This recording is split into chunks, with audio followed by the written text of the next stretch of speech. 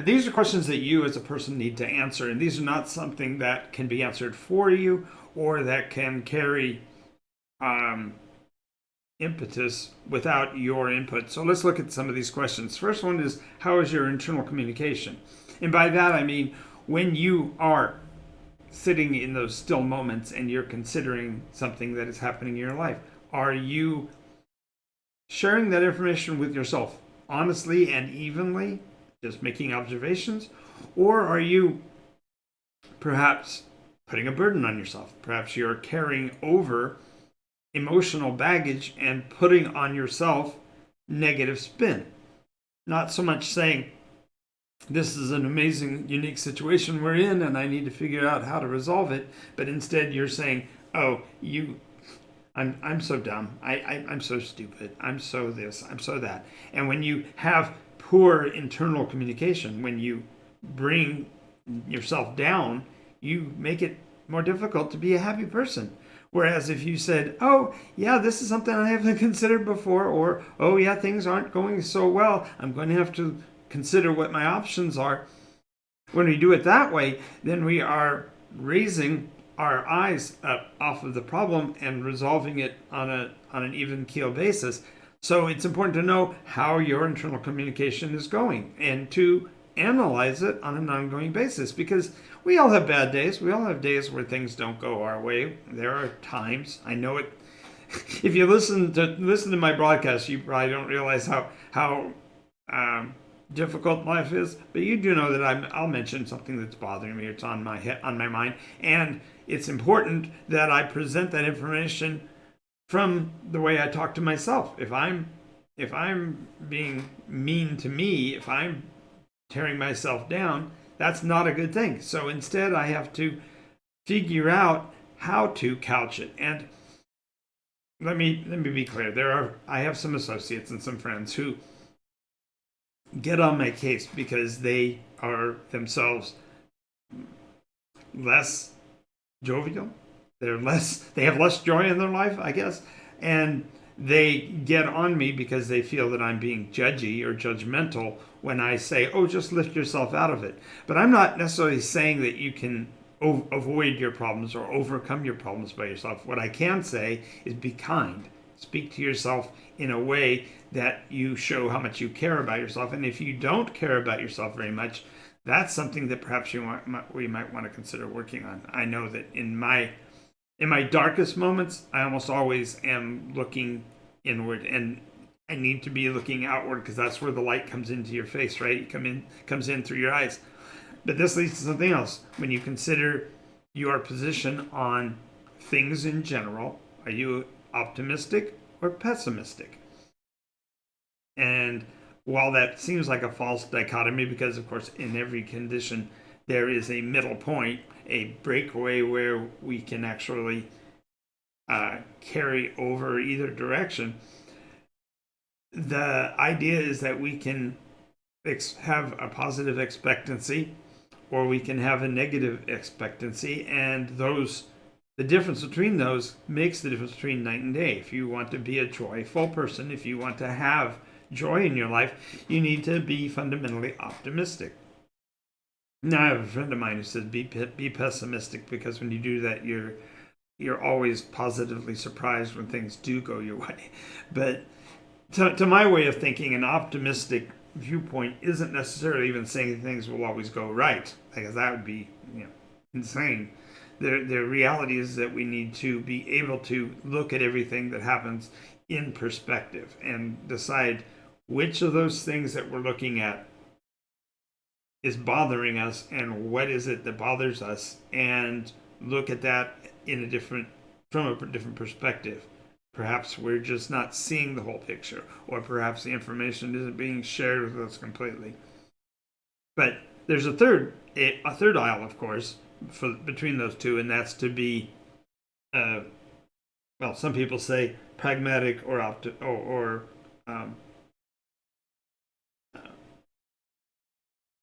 objective. But the reality is that nothing is objective, if you will, because we are personalities and we interact with the things of our lives. We look to ourselves for guidance. I mean, we look beyond, of course, to others for guidance.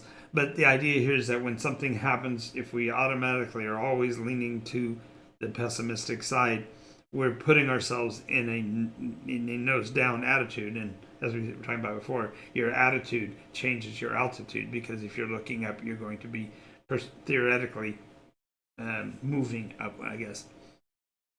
Now, the next one is to ask how you handle challenges and critiques. And this one is a big measure, because if you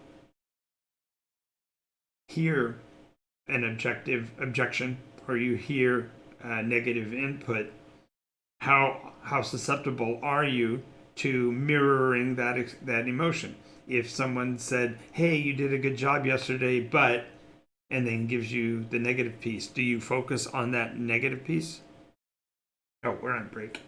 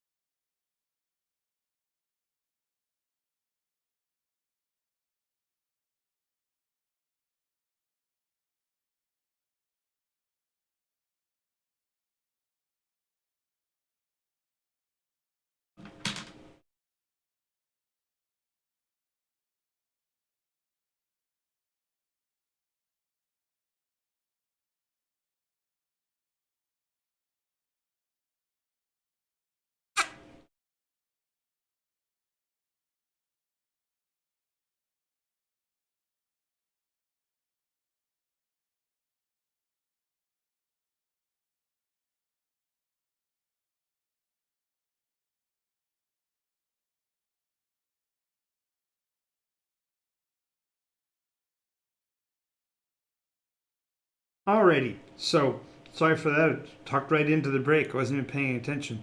The idea here is a challenge and critique. Perhaps you're going to say, "Oh, Jonathan, you were insensitive and talked into the break." Well, the issue becomes, how do I handle that negative input, or even it's not even negative necessarily, maybe just an observation.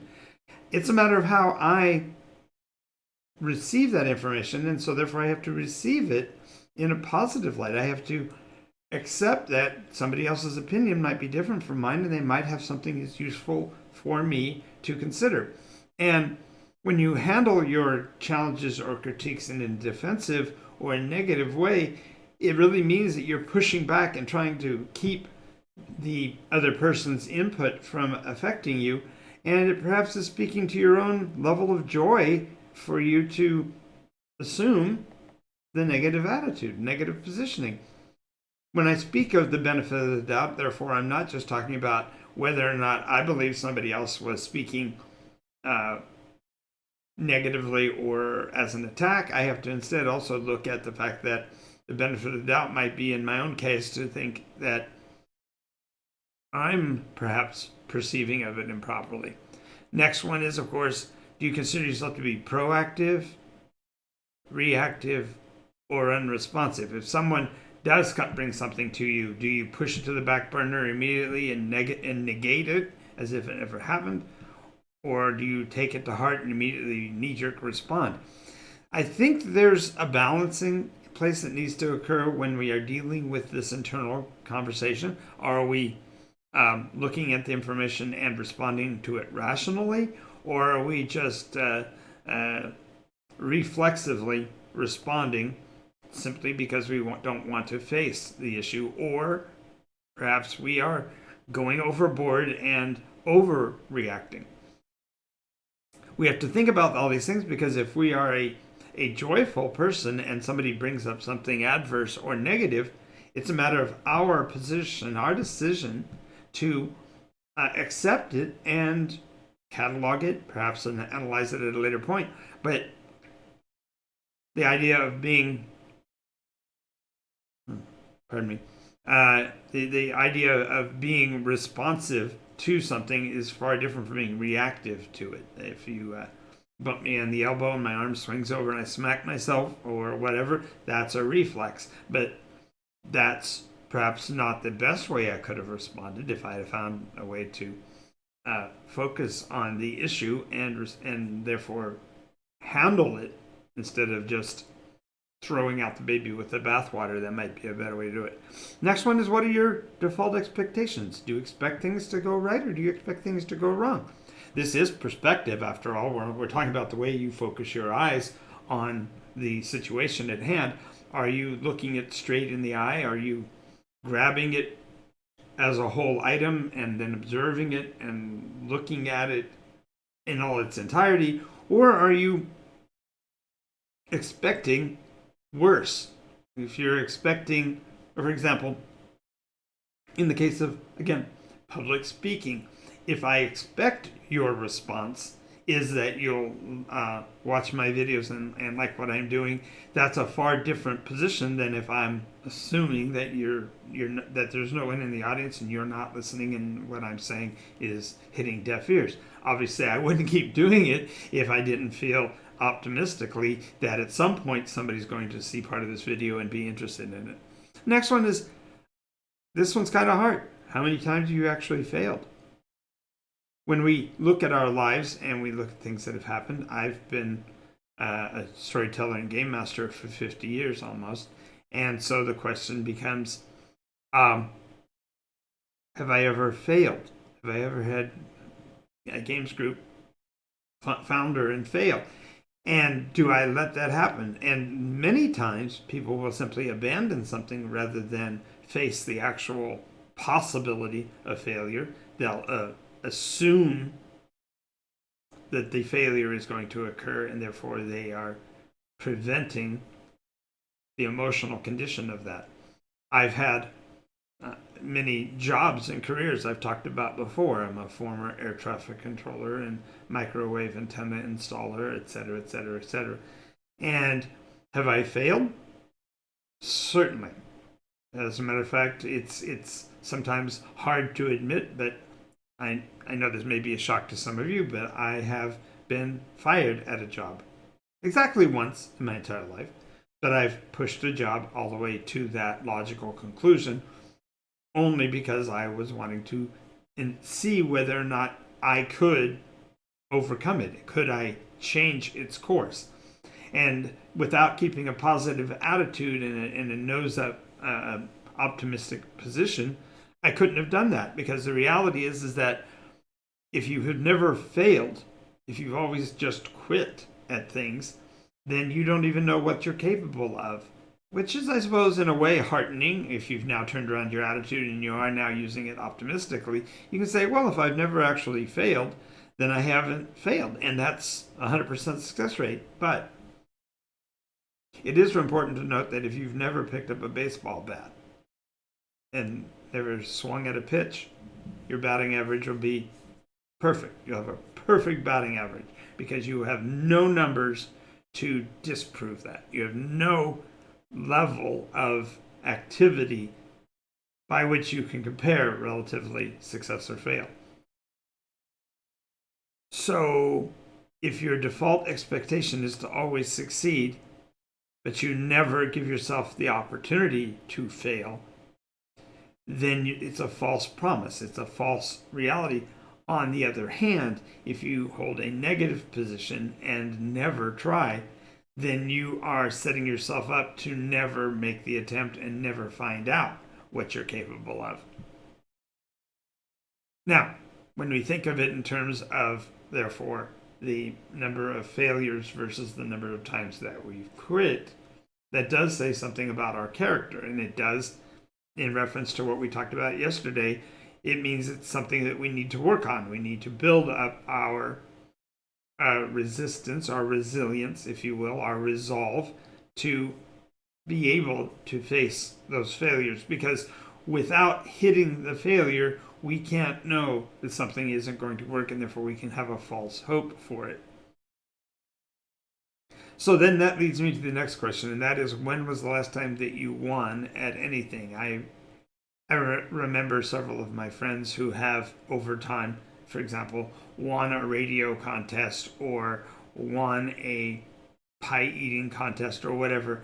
And the amount of joy and self value that comes from being successful is really critically important. And so now this leads me directly to my main topic, and that is the idea of playing games.